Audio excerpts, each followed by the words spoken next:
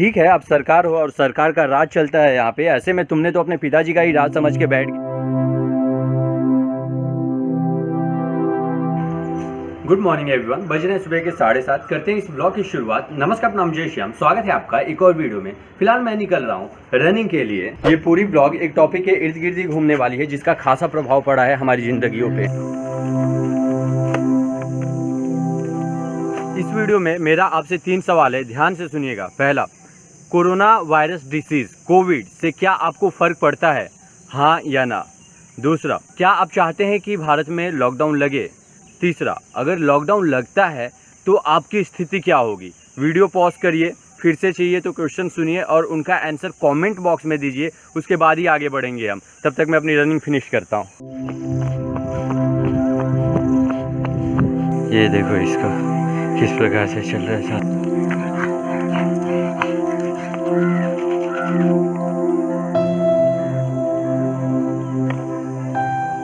Running हो चुकी है हमारी खत्म।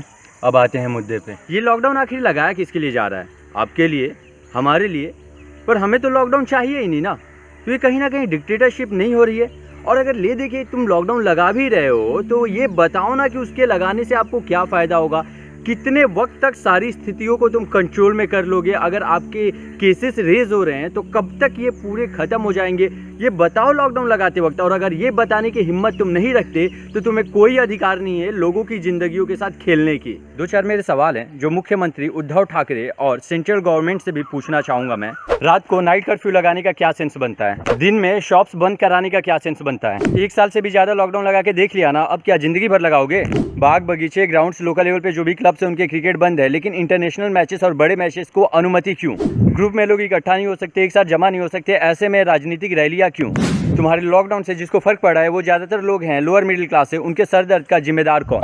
लॉकडाउन की वजह से जो हत्याएं हुई हैं, अरे वही जिसका बिल्कुल भी जिक्र नहीं हो रहा है, आत्महत्याएं, उसका जिम्मेदार कौन? उद्धव ठाकरे जी, 50% से भी ज़्यादा केसेस भारत के सिर्फ महाराष्ट्र में ही क्यों?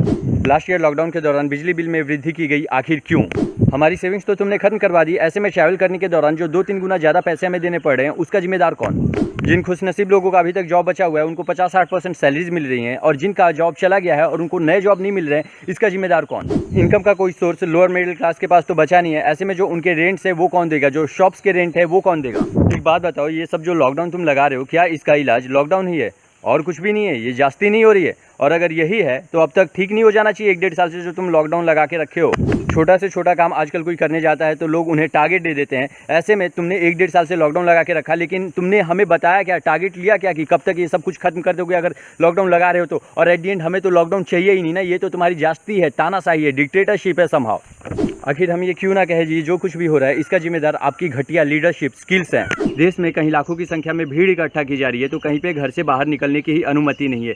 ऐसे में ऐसा लग रहा है कि कोविड पे ना हमें विश्वास है ना सरकार पे विश्वास है, तो आखिर हम लोअर मिडिल क्लास और मिडिल क्लास वाले जाए कहाँ? आप एक सर्वे क्यों नहीं करते? रोड पे निकलिए, 10 लोगों को पूछिए आपको लॉकडाउन चाहिए क्या, उसमें से 9 लोग डेफिनेटली बोलेंगे नहीं चाहिए, और हमें कोरोना से फर्क नहीं पड़ता, हमारे घर की इतनी जिम्मेदारियां हैं कि उन्हें हम फुलफिल नहीं कर पा रहे हैं। ये लॉकडाउन वगैरह लगा के तुमने हमको हमारे हाल पे छोड़ दिया, तो एक काम करो ना यार, हमें ऐसे ही छोड़ दो, कोविड भी हम झेल लेंगे, हमारे हाल पे छोड़ दो उसे भी। अब तो ऐसा लगता है मानो वर्ल्ड की जितनी भी गवर्नमेंट्स ने लॉकडाउन लगाया वो उनकी सबसे बड़ी फेलियर थी, और वो अपने फेलियर को छुपाने के लिए वो और भी प्रिकॉशंस आगे भी अपनाए जा रहे हैं। आप तो अपने आलीशान घरों में रहते हो, एयर कंडीशन गाड़ी में घूमते हो, कभी लोकल ट्रेन में जाके देखा है जो लोग भी ट्रैवल करते हैं उनके चेहरे पर कोरोना का एक शिखर भी नहीं है, क्योंकि उन्हें अपना घर चलाना है, अपनी जिम्मेदारियां निभानी है कैसे भी, और तुम अपने जिम्मेदारियों से भाग रहे हो। 1-1.5 साल से ऊपर हो गए ना, हम क्यों ना कहें कि लोगों की जो मानसिक स्थिति लॉकडाउन की वजह से खराब हुई है, लॉकडाउन की वजह से जिन लोगों ने आत्महत्याएं की हैं, उनके घर के प्रॉब्लम्स आए हैं, उनके पूर्ण रूप से जिम्मेदार ये सरकारें ही हैं, और उनकी घटिया लीडरशिप स्किल्स है जिन्होंने मजबूर किया लोगों को आत्महत्या करने पर, जिसका जिक्र कहीं पे भी नहीं किया जा रहा है। ठीक है, अब सरकार हो और सरकार का राज चलता है यहाँ पे, ऐसे में तुमने तो अपने पिताजी का ही राज समझ के बैठ गए हैं यहाँ पे। क्या हो रहा है, क्यों हो रहा है, कोई स्ट्रेटेजी अपना रहे हो तो उसे बताओ, हमें जानने का अधिकार है।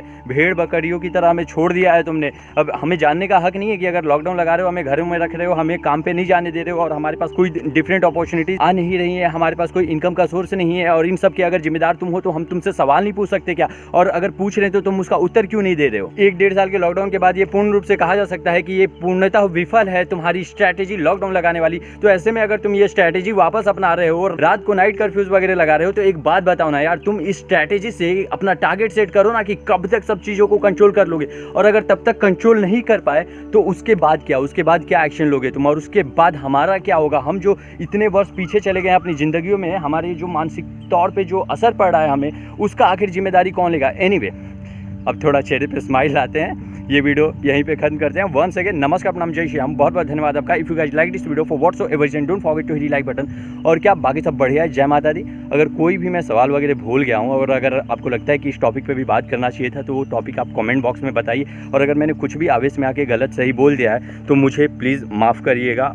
मेरा कोई भी इंटेंशन ऐसा नहीं है कि मैं किसी को भी हर्ट करूँ या फिर गवर्नमेंट के या फिर सरकार के खिलाफ हल्ला बोल दूँ, लेकिन जो चीज़ें गलत हो रही हैं वो बिल्कुल हो रही हैं।